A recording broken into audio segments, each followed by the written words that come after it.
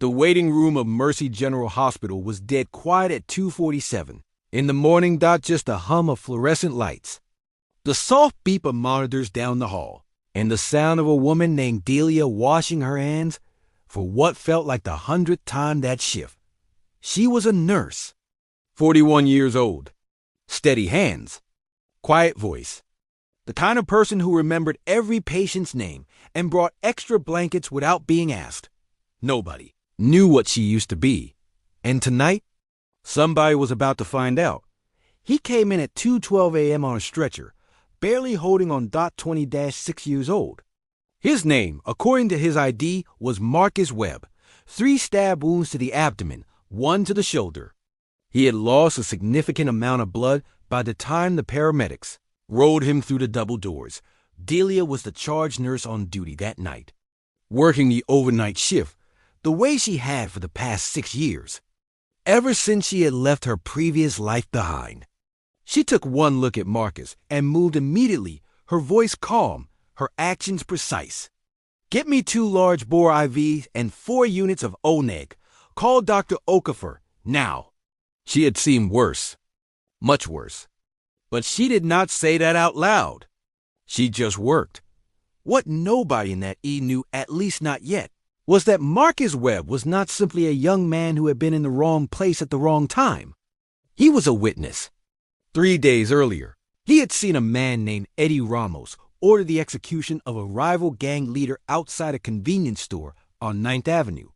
Marcus had been walking home from his night class at the community college when it happened. He had looked up at the wrong moment. He had made eye contact with Ramos.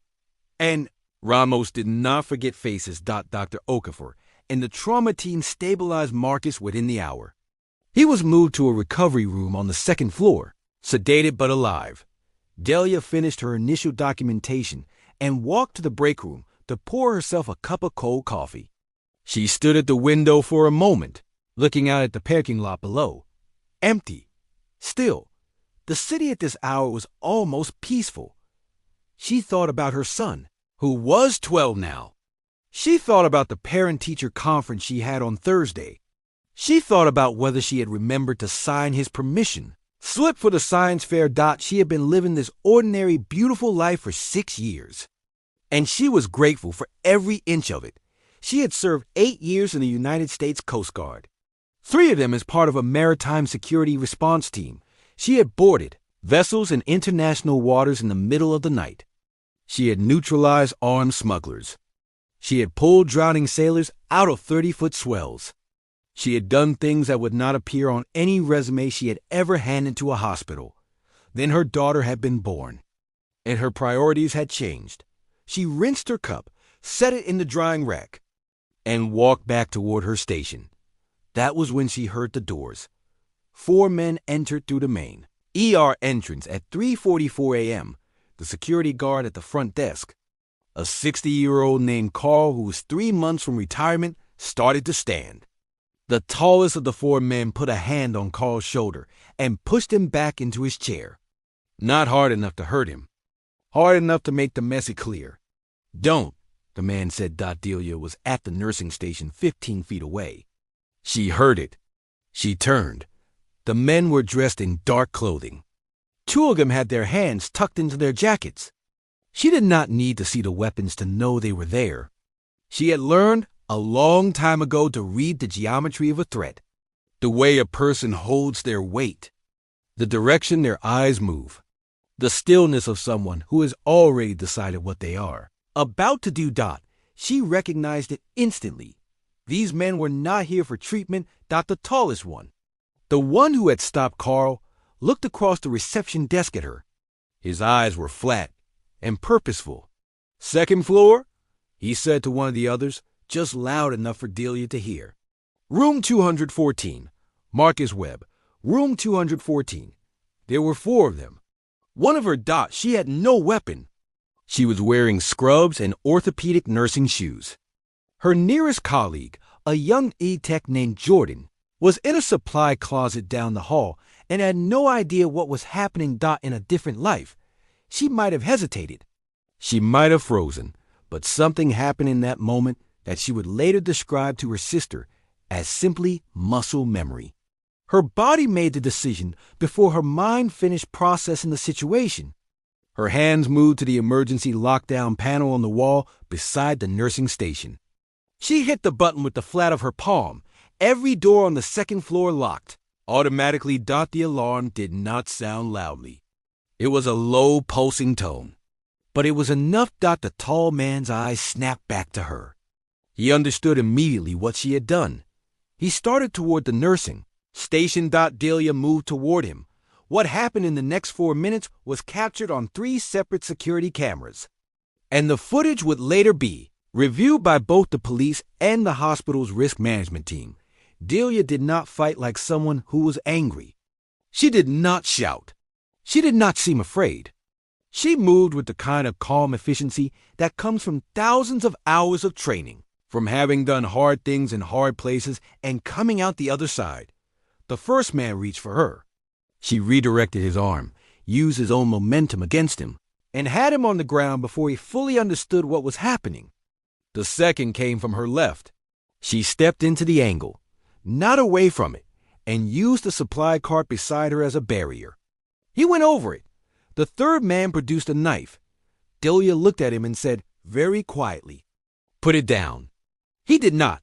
What followed was fast and deliberate, and she came away from it with a cut across her left forearm that would require 6 stitches.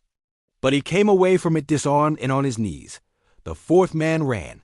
He made it to the parking lot before the first. Police cruiser arrived by the time officers entered the building. Delia was already back at the nursing station. She had a roll of gauze wrapped around her forearm. She was filling out an incident report. Jordan, the A-Tech, was standing nearby looking like he had seen a ghost. Carl, the security guard, would later tell the responding officers, his voice still shaking, she just stood there like it was nothing, like she had done it 100 times. She had. Marcus Webb survived. He testified against Eddie Ramos 8 months. Later, and entered witness protection with his younger brother.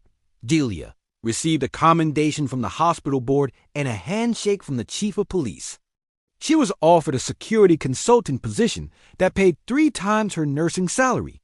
She turned it down. She went back to her shift. She went to the parent-teacher conference on Thursday. She signed the permission slip for the science fair. Her son won second place with a model of the water cycle. When a journalist reached out later, asking for an interview, Delia declined. But she did say one thing through a colleague that eventually made its way into a brief local news report. She said, "I didn't do anything special. I just did not forget who I was." And that, right there, is the lesson. We spend so much of our lives worrying about the distance between who we were and who we are now. We leave behind old versions of ourselves, old careers, old struggles, old identities that no longer fit the life we are building. And sometimes we convince ourselves that those old versions were less than, that we have moved past them, that they no longer belong to us. But Delia did not leave her training behind. She carried it quietly, the way you carry something heavy for so long that it no longer feels like weight. It became part of her. And when the moment came, she did not have to reach for it. It was already there. The things you have survived, the things you have learned, the strength you have built in the hardest seasons of your life, they do not disappear when you close the door on that chapter. They travel with you. They wait. You are not just who you are today. You are everything you have ever been. And that is not a burden. That is your deepest protection. If this story stayed with you, if something in it reminded you of your own quiet strength, then you are exactly who this channel was made for. Leave a comment below.